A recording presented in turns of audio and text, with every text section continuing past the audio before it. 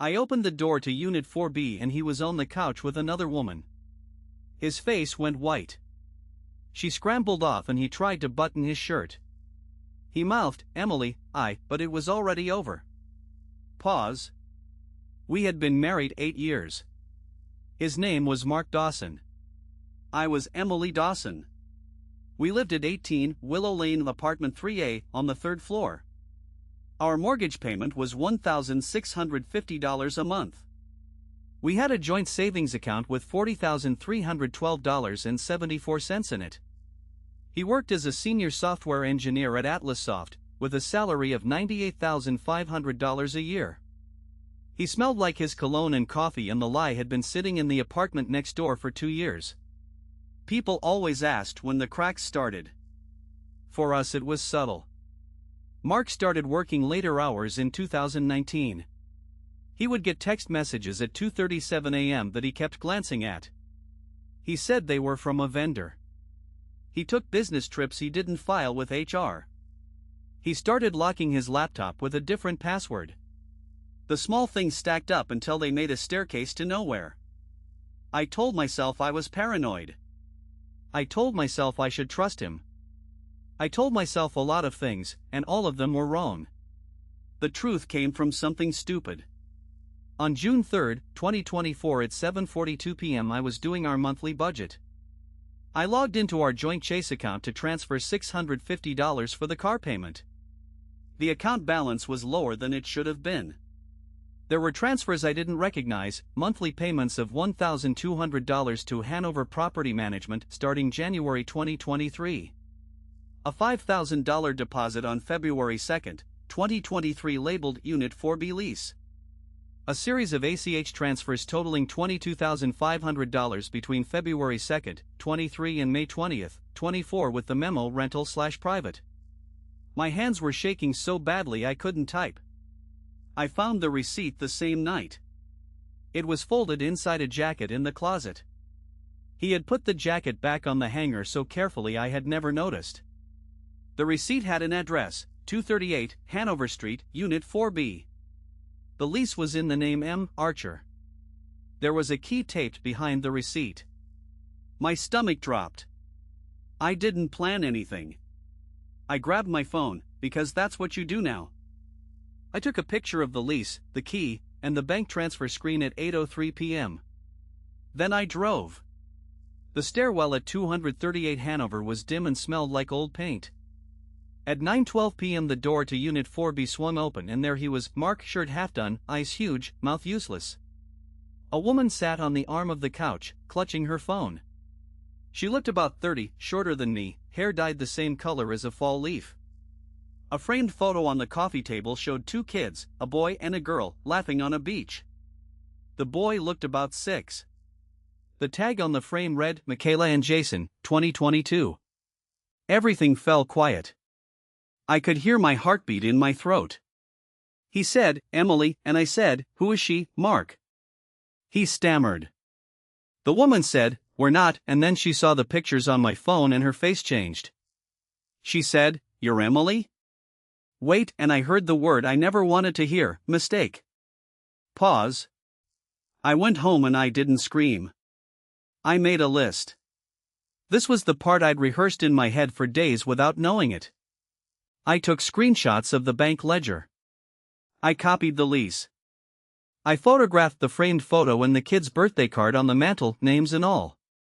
I saved the text thread from my husband that started at 2:37 a.m. on March 14, 2024 with a simple message, back at unit. Can't sleep. Miss you. The sender was saved as MJ. I wrote everything down on a legal pad, dates, amounts, names, times. I put the pad in the kitchen drawer and locked it in place with a cheap padlock. I called my friend Rachel at 11:05 p.m. and said 2 words, "I found him." Her response was, "Get evidence. Lawyer tomorrow." I slept like a person who had finished building a bomb of facts. Morning came and the revenge plan set itself into motion. It wasn't glamorous. It was paperwork and patience and leverage. First, I contacted a divorce attorney, Lisa Chen. She was sharp, 38, punctual, and she charged $350 for a consultation. She told me to freeze our joint accounts immediately until I could get a temporary restraining order for finances. She told me to get copies of everything. She told me to document and don't destroy anything. I did exactly that. Then I did the thing that hurt the most and felt the best at the same time. I went to AtlasSoft. I walked into HR at 2 p.m. on June 5th and said, I need to speak to someone about employee misconduct. I handed them screenshots, expense reports that matched the lease payments, corporate card charges for home furnishings at Unit 4B, and a signed vendor form with Mark's employee ID number that authorized transfers of $2,900 to Hanover Property Management labeled as client lodging. HR went quiet. We will look into this, the HR director said. Her name was Laura. She took the documents and looked at me with something like apology in her eyes. I didn't want him fired for the pure sake of watching him fall, but Mark had used company funds as part of keeping his second life afloat. That was theft in an HR report. If I had only wanted divorce, I could have left it there. But I'd been lied to for 2 years. The double life wasn't a momentary mistake, it was a business of deception. AtlasSoft launched an internal audit. Within 6 weeks, the audit found unauthorized expenses totaling $9,450 that were routed through Mark's corporate account and reimbursed. They placed him on leave pending termination. Meanwhile, I contacted the woman in Unit 4B. Her name was Jessica Harper. I did not call her to scream. I called to say the truth plainly. You have 2 children with a man who is legally married to me and who is funneling money from his job into your household, I told her. There was silence. I know his name isn't Jason Archer, I said. His name is Mark Dawson.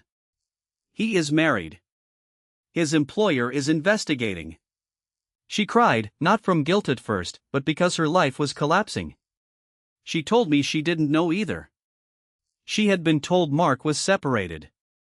She had moved in with him in April 2023 and thought he was single. She said, he keeps saying he's fixing things. He promised he's leaving. She sounded small and betrayed, and I felt nothing for a moment. Then I felt something else, the fierce clarity of someone who had been lied to. The legal wheels turned. I filed for divorce on June 10th. Lisa filed for temporary control of the joint accounts and an emergency hearing. The judge signed the freeze. The money couldn't disappear. Mark was served at 9:04 a.m. at his office by a process server who looked exactly like a menacing Amazon delivery guy. He was stunned. At noon that day, his manager called him into a meeting and AtlasSoft handed him a termination letter. They cited misappropriation of funds and falsified vendor documentation. He sat on the floor in his cubicle and made no sound. The public part came next. I did something I swore I would never do. I posted a carefully worded timeline to a private community page for our neighborhood. I did this because I wanted to warn people. I posted screenshots of receipts and the photo from Unit 4B's mantle and a short statement, do not rent to Mark Dawson. He is using company funds to hide his second family. The post had no vitriol, just facts. Within 24 hours, neighbors I had never met sent me messages. We saw him moving boxes last summer. My friend dated him in college. You did the right thing. The post was shared. The woman from the unit called me and told me she and the kids had left that same night. The kids were safe. The escape felt necessary. Mark's mother called me 2 days later at 7:31 p.m. What have you done to my son? She demanded. I told her the truth, without malice. He's been living 2 lives for 2 years, Susan. The company has fired him. He's going to lose the house. She said nothing for a long time. Then she whispered, he told us you were the one who left him. I laughed because I finally had the luxury of laughing. No, he lied to all of you, I said. He lied to me too. Pause. The fallout was expensive. Legal fees ran $18,750 by the time the divorce settled in November. AtlasSoft recovered $9,450 in improper reimbursements. The judge awarded me half of the joint savings minus reimbursements for the corporate fraud, So I walked away with $15,431.37. Mark was ordered to pay $1,200 a month in temporary support while the divorce was pending. He sold his motorcycle for $3,200 to help with legal costs. He moved into a studio on the other side of town with one suitcase and a backpack.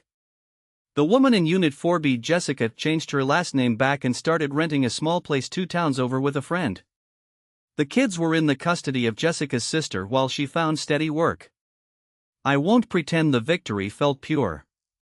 There was something hollow in watching his life fall apart. I did not relish that. I relished the fairness. He had structured decades of lies into what he thought was an impenetrable life. He had used my trust and my bank account like tools. When justice arrived, it looked like paperwork and quiet stern faces. It looked like an HR director sliding documents across a table. It looked like a judge's gavel at 3:08 p.m. on November 18th. It looked like me, signing my name on a settlement that said I was free. People asked if I ever considered something meaner. Yes. I considered all kinds of things in the weeks after discovery. I considered confronting him at work in front of his colleagues. I considered sending his mother the photos of the kids. I considered posting every private message. I did none of that. I wanted to win a fight with facts, not cruelty. Winning with facts was the cruelest thing to him because it robbed his lies of oxygen. 2 years later, I live quieter. I moved to a 1-bedroom 3 blocks from the river. My rent is $1,350 and I sleep without keeping a spare key in the laundry room. I started a side business doing technical writing. I paid off the last of the legal bills this spring. Mark sends occasional texts, apologetic at first, then bitter, then silent. I don't respond. Sometimes I still feel the ache in my chest when something small reminds me of him, a coffee cup, the sound of a certain ringtone. Mostly I feel steady. Mostly I think about boundaries and red flags and the cost of ignoring both. I did not destroy his life for sport. I destroyed the structure he built to hide in. He lost a job and a house and the trust of people he loved. I lost time, sleepless nights, and a part of my innocence. My advice: if you want it, document, secure, and choose truth over revenge. Let consequence do the rest. Pause. If you found out your spouse was living a double life, what would be the first thing you would do?